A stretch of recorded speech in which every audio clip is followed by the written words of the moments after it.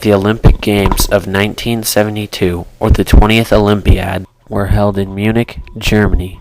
This location was chosen to show off a newer, democratic, and optimistic Germany, even though it was still divided by the Berlin Wall. The German government set out to show a new, non-fascist Germany, as shown by its official motto of the Games, the Happy Games. The Olympic emblem, the bright sun, was chosen to show off a bright new future for the world, and Waldy the Dachshund was chosen as the first official Olympic mascot.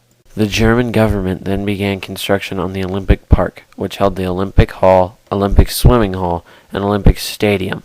It is now a Munich landmark. The Munich Games were set to take place from August 26th to September 10th. However, halfway through the Games, tragedy struck as an Arab terrorist group took hostage 11 Israeli athletes.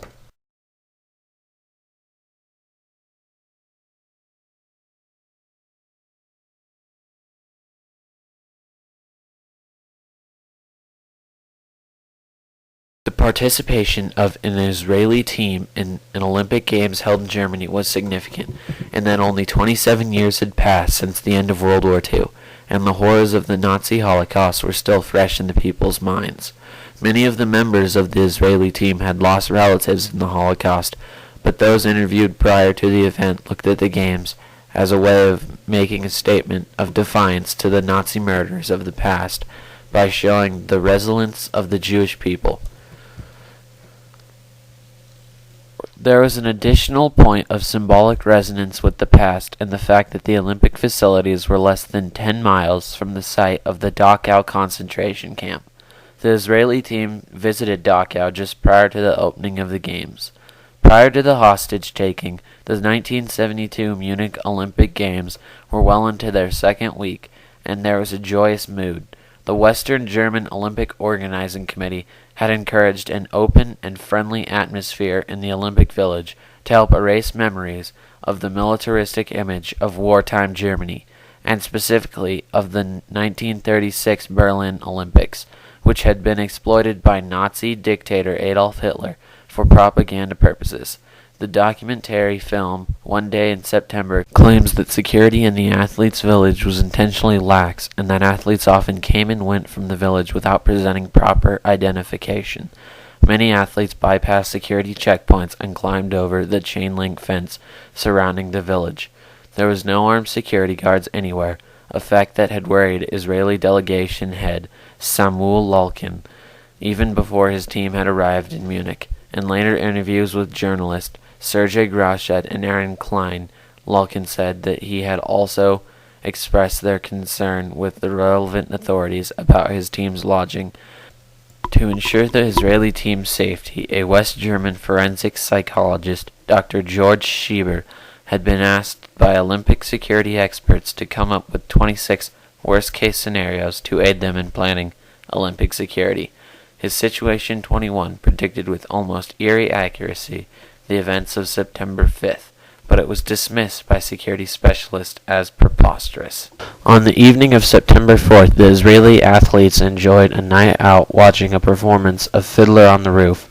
Then, at 4:30 local time on September 5th, as the athletes slept, 8 tracksuit-clad Black September members carrying duffel bags loaded with AK-47 assault rifles, Tokarov pistols, and grenades scaled a 2-meter chain-link fence with the assistance of unsuspecting athletes who were also sneaking into the Olympic Village.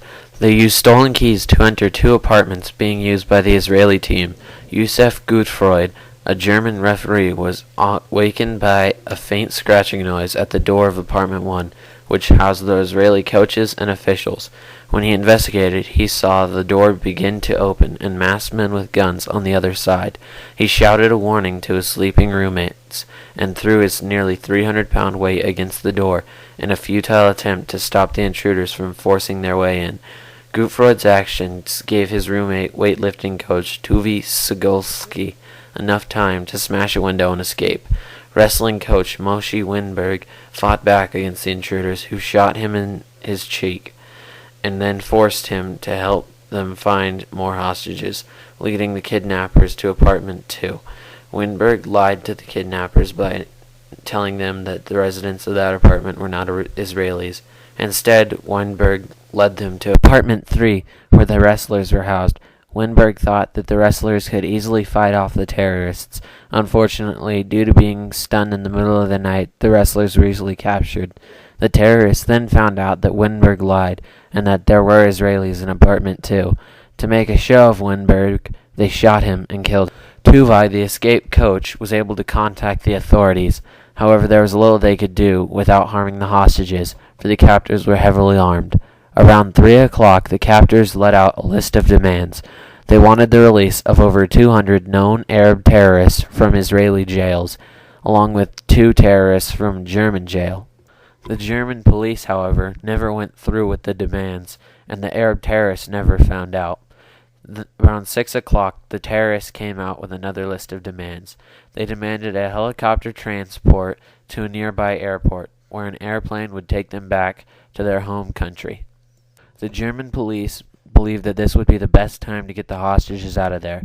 They made a deal that if the hostages were released, they would safely let the terrorists on the plane. But they lied. They'd placed snipers on the airport roof and gunmen around the airplane. They granted the helicopter and a bus ride to the airport. However, on the bus ride there, they counted more than 8 terrorists. With the assumed 6, they were underarmed for the attack.